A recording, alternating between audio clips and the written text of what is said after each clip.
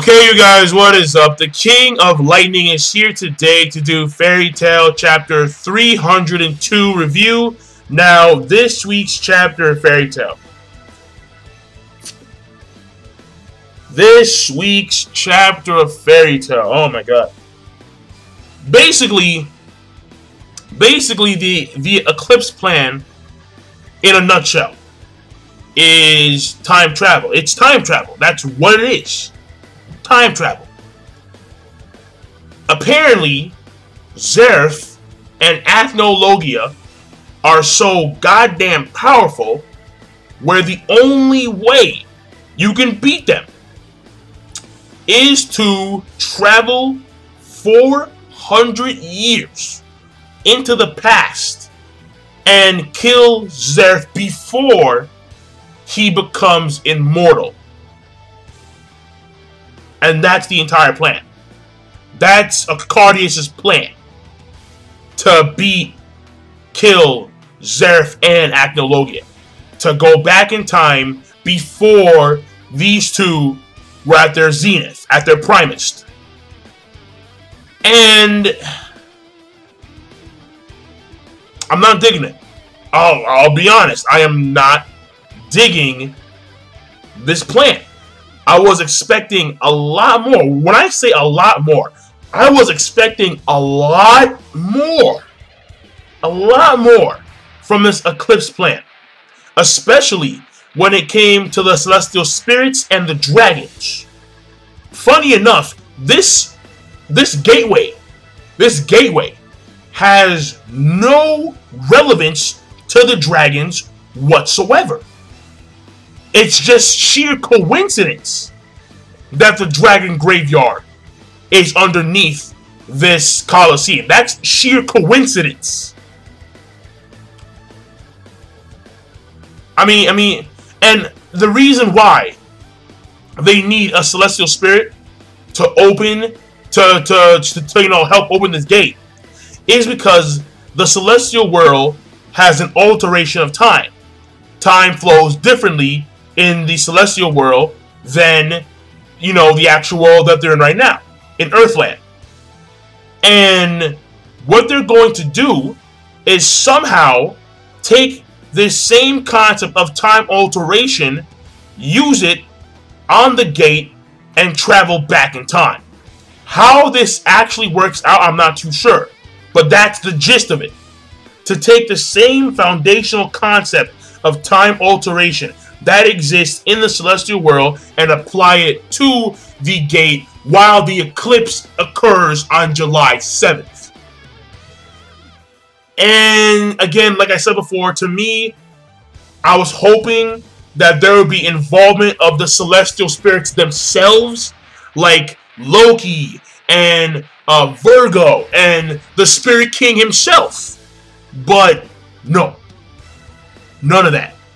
It's just that they're gonna take their concept of time alteration and apply it to this time traveling concept.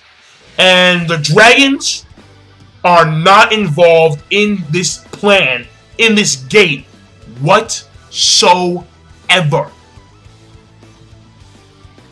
So, as of right now, this may change. This may change later on. Because right now, Cardius is a good guy. However, I did find it a little bit strange that the person who comes in and separates Lucy from the rest of the people, Darton, I found it a little bit strange how, he did that. How he purposefully separated Lucy from everybody else. And then says that, oh yeah, like, if you guys actually win this tournament, you can talk to the king and shit. Like, in fact, he says right here that His Majesty appears to have taken a liking towards Fairy Tail. If you win the Grand Magical Tournament, you might get a chance to meet with him in person. If you get on his good side, you might be able to ask him to change the sentence on your comrades. So this, of course, is a clear, definite statement that Fairy Tail is probably going to win the Grand Magical Games, which is something I did not want to happen at all. And yes, granted, we do know that that something occurs after the games, where like we see this castle, we see Mercurius castle fall down to the ground and shit, and like Levy's crying and shit, and she's writing a letter to Lucy. So we know that something happens to the guild members at that point in time, and we can safely assume that now that we know what the gate is there for and what it does, we can assume that the reason why that Levy is writing a letter to like Lucy and she's crying and all this kind of shit is because Lucy and the rest of them, meaning Natsu, Gray, Gagio, Erza maybe, they are no longer with them in this timeline. Meaning that they actually went through the gate and they themselves traveled 400 years into the past and to try and kill Zeref. And the reason why I say try to kill Zeref is because Zeref in Tenrojima Island knew Natsu. Meaning that when he said, Natsu, where are you? Like all this kind of shit. The reason why Zeref knew Natsu is because he met Natsu 400 years ago. Which means that Natsu's plan to kill Zeref failed. It failed. Somehow it failed. And that's why Zeref was still alive. That's why Zeref still existed in the Tenrojima Island arc. But to get back on the whole entire Arcadius topic, the reason why I say that Arcadius may still be evil is, again, because of the whole entire Darton thing. Again, I find it too convenient that Darton separated Lucy from the rest of the group. So I won't be surprised when, like, after they're all separated, you know, like, Arcadius goes back to Lucy and says, you know, no, like, I actually want to use your power to, like, well, like, maybe, like, Darton puts Arcadius in jail, then Darton comes back, frees Arcadius from that prison, and then Arcadius goes up to Lucy and says, I actually want to use your power to go back in time to, like, become Zeref or some crazy shit like that. But as of right now, Arcadius is a good guy. But aside from the rest of that shit, because, again, I can go on and on and on about the whole entire Celestial Spirits and the Dragons and how they weren't incorporated into the Eclipse Plan, about how the Eclipse Plan in of itself is very, it's very underwhelming. Like, very, very, very underwhelming.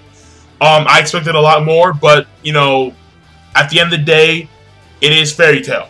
So, let me do a brief summary, and then I'll call it a chapter review. Now, what happened here, at the beginning of the chapter, is that Arcadius talks to Natsu and his crew and his gang, and notifies them that he needs a Celestial Mage in order to complete his plans. And then, of course, Natsu steps up. He's like, what do you fucking do, man? Why you need a Celestial Mage? Fuck you, bro. I'm fired up. All this dumb shit. And then Arcadius turns around and says, follow me.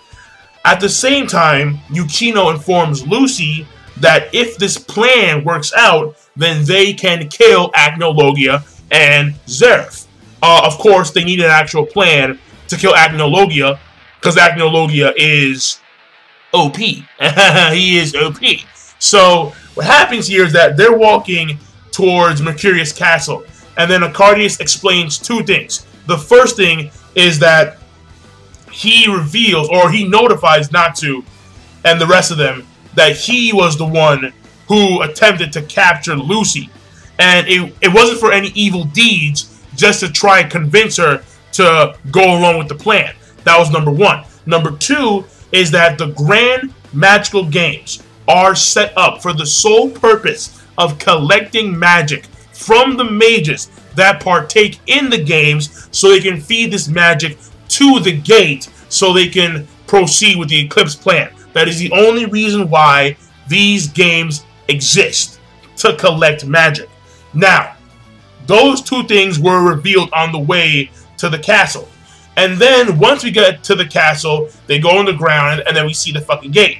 And then this is when he tells them that once they open the gate, on July 7th of the eclipse, they will travel 400 years in time, and they will eliminate Zeref before he becomes immortal. And that, in and of itself, is the Eclipse Plan. In my opinion, shitty as fuck.